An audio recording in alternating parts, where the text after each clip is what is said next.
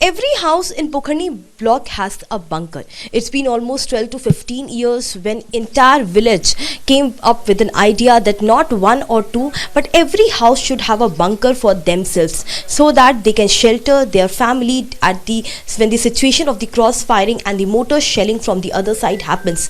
And this is one of the bunkers. I'm here, and adjacently there are three houses together, and all three houses have one bunker. So right now where I'm standing, it's the middle bunker, which is the underground bunker, and next to this bunker is our two more bunkers as well.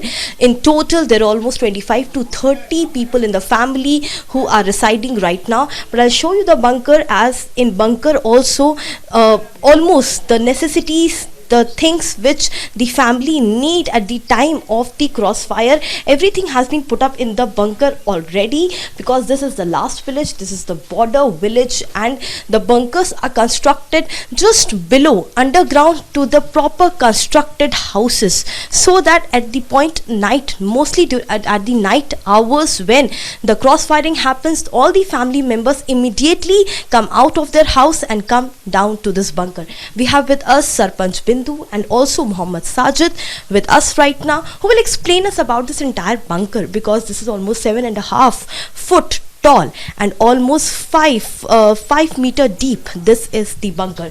Sarpanch ji, हम ये गांव जो है ये border गांव है, लेकिन हम अब तक जितने गांव में गए हैं, कहीं पे हमने 10 बंकर देखे, कहीं पे हमने 15 बंकर देखे, लेकिन हम ये एक गांव में आए हैं जहाँ पे हम देख रहे हैं कि हर घर में बंकर है। यानी कि यहाँ पे पूर्व में भी लोगों ने क्रॉस फायरिंग, मोटर शेलिंग हुई है, यहाँ पे लोग आहत हुए हैं, यहाँ पे जो शेलिंग हुई है उसका असर यहाँ के लोगों पे पड़ा है। मैम, हमेशा से इस बॉर्डर पे शेलिंग होती रही।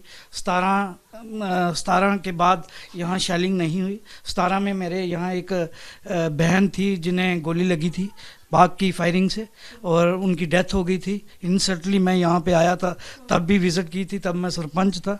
और उसके बाद आज जो है हमारी हर जगह जो है बैंकर्स की ज़रूरत है, क्योंकि बैंकर से ये क्या हुआ कि हम नहीं तो हमें प्लान करना पड़ता है सिटी की, कहीं स्कूलों में कहीं जाना पड़ता था। आज हमारा ये है कि कम से कम जब फायरिंग होती है हम अपने बैंकर में आके बैठ सकते हैं, और जो क्रॉस फायरिंग के अंदर हमारे लोग नुकसान होता था वो बच जाता है। अभी भी हमें परेशानियां हैं। अभी इस बॉर्डर एरिया में कुछ लोगों के बैंकर्स नहीं हैं। आप यहाँ पोखरनी के अंदर मैंने देखा 70% जो बैंकर हैं बन चुके हैं। आगे जो हमारे कुछ गांव हैं बॉर्डर एरिया में, भवानी है, कलसियाँ है, जंगड़ है, कुछ लोगों के बैंकर्स अभी भी हम यहाँ की अपनी गवर्नमेंट से ये निवेदन करते हैं, उपराज्यपाल से जी भी निवेदन करते हैं, क्योंकि ये बॉर्डर एरिया है, यहाँ बहुत सख्त ज़रूरत जो है बैंकर की है, क्योंकि हमारी पाक शेलिंग का कोई पता नहीं होता, वो किस तरह की हरकत, किस तरह पुलवामा की तरह अटैक करने की सोचे। और अब जो माहौल है इस समय पूरे देश के अंदर, लोग एक ही चीज़ चाहते हैं कि बदले की भावना। और इस समय बॉर्डर पे जो टेंस बना हुआ है, हम चाहते हैं कि बैंकर हर घर में होगा तो हर बंदा सुरक्षित होगा, क्योंकि आपने देखा 17 में भी यहाँ हमारी फायरिंग में लॉस हुआ और हमेशा से होता रहा। और बैंकर एक बहुत बड़ा जो है, हम